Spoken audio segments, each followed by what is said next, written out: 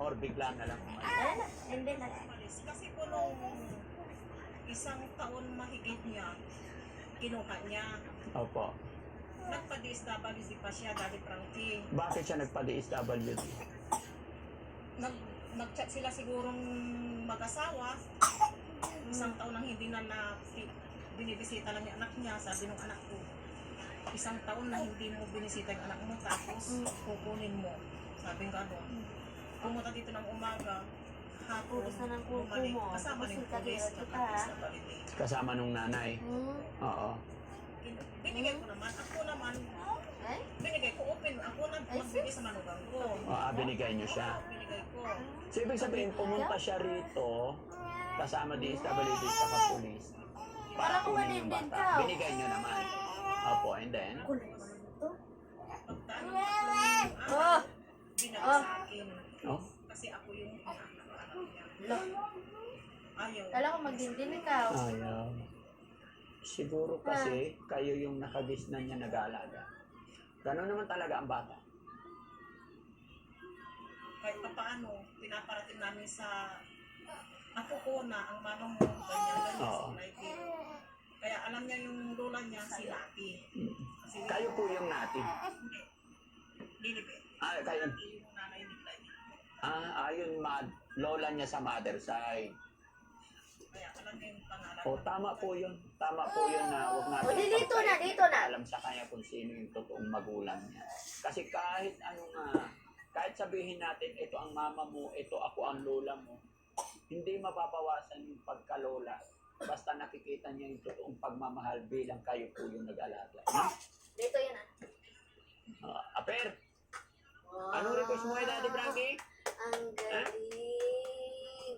Ay, Tablet talaga. Sige ha, malay mo. Ayan, may dala rin akong bigas para sa inyo. No? wala ba yung mga quality dyan? Ano? Ano sasabihin ni Bitoy? Salamat. Sa nanay mo, gusto mong makita yung nanay mo? Mama mo, gusto mo siya makita? Si Mama Glidel, gusto mong makita? Huwag ilagay dyan yung kamay. Alam, may ipis. Ha? Ilagay kamay dyan, baka maano ikaw. Ma, love you. Gusto mo makita si Mama Clyde yan? Love you, ma. Gusto mo na makita, sabi ni Daddy Frankie. Ba, ano ka Gusto dyan? mo makita? Kanina kinakausap ka nila, gusto mo daw tinapay. Bakit wala kang tinapay? No, dyan, makurinti tayo. Merienda mo mamaya. Kain ko yan ngayon eh. Stress na. Dito na lang, dito na lang. Dito. Wala pa. Ha? Kunin mo dali na. Tinapay? Tinapay, bukod sa tinapay, ano pa? Oh, no. Maano ka dyan? Paano pagkakain po siya susubuan? Sumula nun hanggang ngayon. Tapos hindi rin pwedeng iwanan. Paano pag sa loob ng bahay? Kailangan nandito sa labas para pagkaiwan ko, diyan sa ating bahay namin, patingin-tingin namin. Nakaupo lang siya dyan. Maglalaro lang din siya mag-isa.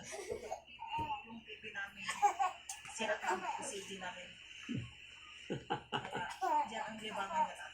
Tapos yung tatay niya sa bukid ang trabaho. Sa kanila, mag-uupa. Asawa niyo po, ano trabaho? Sa bukid din. Tapos ang hanap buhay niyo rito, ito.